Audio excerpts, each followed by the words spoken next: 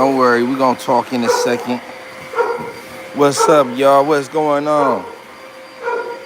Hold on. Soon we just waiting for it to warm up a little bit. That's all. I'm gonna give y'all something to think about in a few seconds.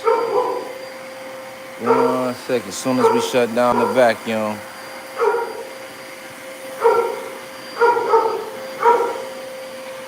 What's going on? Happy New Year's.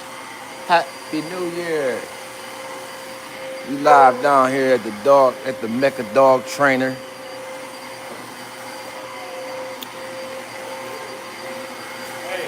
Yeah, speaking real dog talk, though. We're going to give it to you live and direct in just a few minutes here for tuning in. Thank you for joining. Happy New Year. We getting started just like we finished it off last year. Ain't nothing changed but the day. Same old with us. Dog time all the time. We got some nice dogs we're going to finish.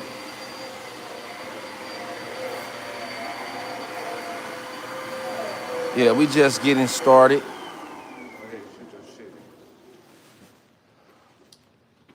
Yeah, but we talk about varieties, though. And it's really important to understand that and recognize that all of these dogs got different varieties. You're looking at these shepherds right here.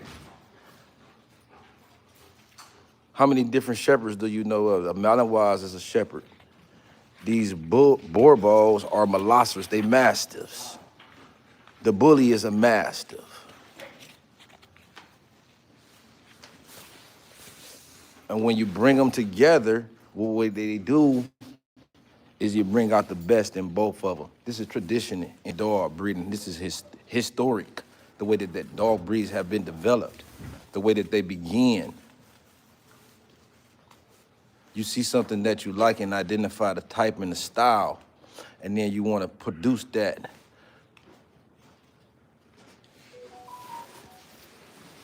In the next generations. So when you bringing two dogs together like that, two different breeds, that's the way that it always been done. This whole idea of only breeding within a certain families, only breeding within a certain lines and styles and stuff, that's all relatively new. Dogs been around with us since the beginning of the ice ages, right? And as we traveled, we saw dogs that fit different needs and styles. Every breed got a different style and type. If you think talk about from the terriers down to the Jack Russells. You got a wire, fox hair terriers. Those is all the same style of dogs. And we got to start thinking about identifying dogs based off the type of dog that we're trying to produce and the goal in the end. And here we coming up with a new style of dog. We want that massiveness that the Boerboel brings with that style of that muscling, that extreme physique. This is a new variety. When you look at that muscling in the neck, you got the best of both worlds. You got the best of both sides. The Boerboel and the bully, the African Toro. Hey, Auntie. Happy New Year. And you see these dogs very functional, very active, very enthusiastic, looking for something to get into. They're very curious. They got great confidence. Look at the activity. Look at the activity level.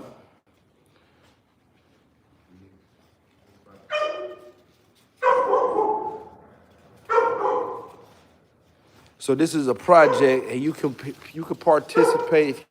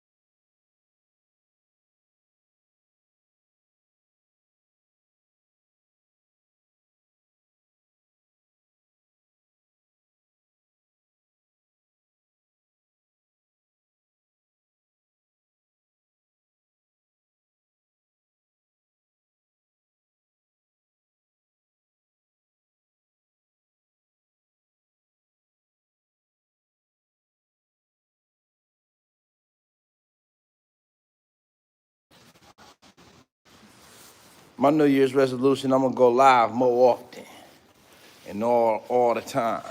Giving y'all that real raw footage with no edits. Real raw footage, no edits. That's gonna be my New Year's resolution, to give y'all a whole bunch more live action, unfiltered and uncut. I really like this puppy right here, this Brindle male. I think that he got a nice physique. I like his compactness. He got real thick bones, just like the rest of the puppies. But he's not as large and oversized. I like a dog that's nice and tight and really strong and well put together. I think that he got that. That's my pick of the litter right there. And it's based off of his energy and activity level. He got a lot to offer. We look way beyond just the size of the dog. It's much more that goes into my final consideration of what I like to see in a dog. And I look at the way that this dog is moving in his compact physique. I like his proportions. Look at his neck. He's straight across the top, nice and thick and wide in the back.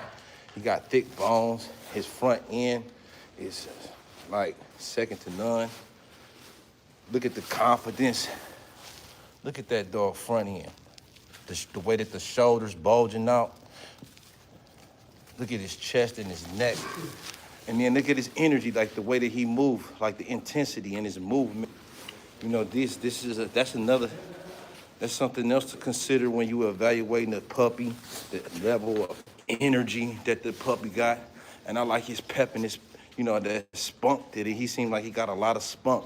And I've been watching him since the beginning. This is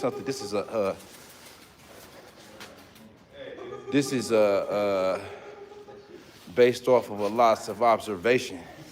I'm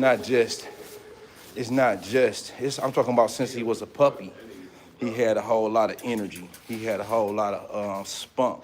He in there with them larger puppies and he pushing them around and he getting in there to the breast and he making sure that he get full.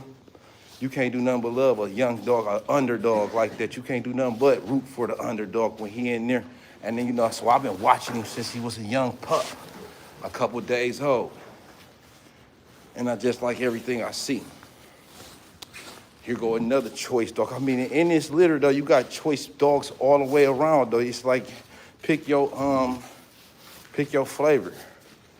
We got colors, we got size, we got thickness, we got intensity, we got athleticism. I mean, pick your flavor that you want. Temperament, we got color. You know what I'm saying? We got you interested in producing some pearls, right? And you really embark upon a journey and you got a mind of your own and you do your own thing. Oh, she gonna do bite work, leg dog. You see her going in the leg. She like, hold on, this a bite suit. She like, this like a bite suit. But yeah, if you bold enough to be your own person and you got an idea of what you like, and you got dogs and you breeding them, and you got your own idea of what you want to do, this might be for you right here.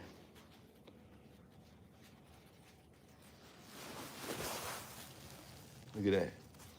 Ooh, wait. And see, another good thing about these puppies, they got plenty of room to grow and space. You understand? And that's an important part of their development. See, when you understand mating, you know that it's more than just picking two dogs.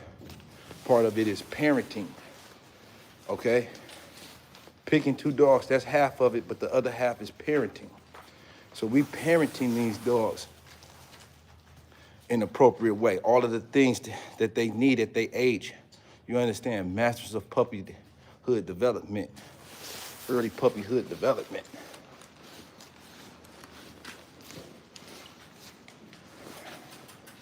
So we giving them space and room.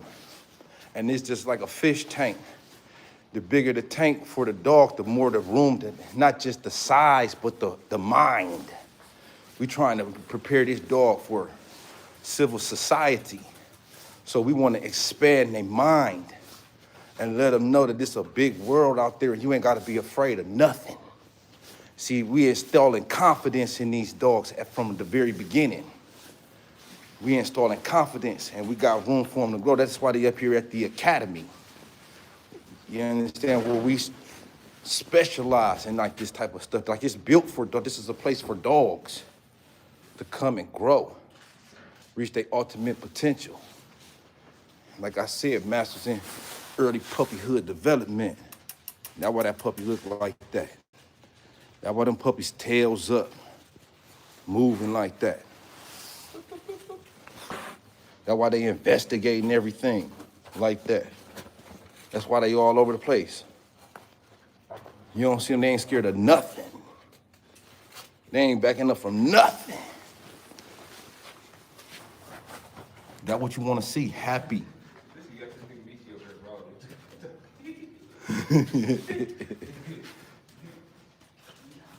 Yeah. That's what you want, though. When you go pull up on somebody's puppies and they take off and running away from you, you need to pack it up. Pack it up. Your puppy start running away. I ain't lying as I'm lying. I'm telling what God love the truth. Yeah, you see these puppies running up like, what's up? That's what's going on. That's how they supposed to do it. Look at that body on them dogs.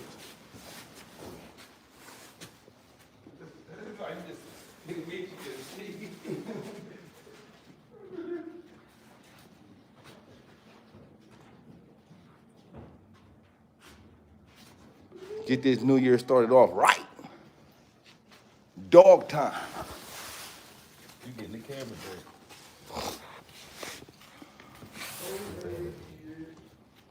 And my boy right there.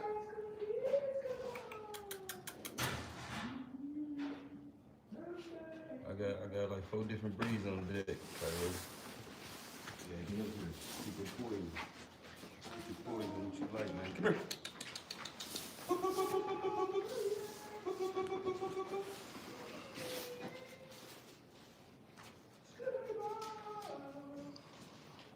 That's that dungeon 5150 in them doors, that working line.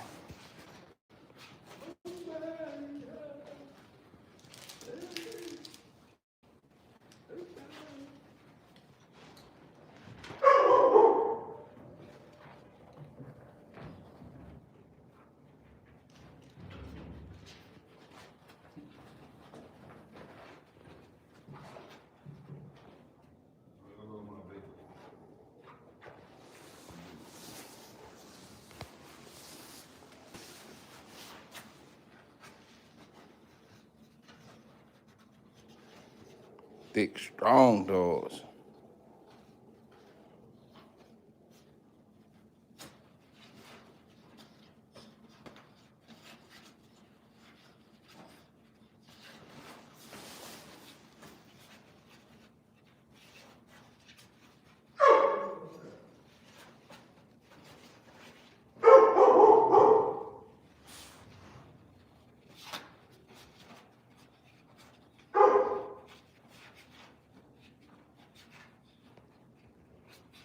African tour rose.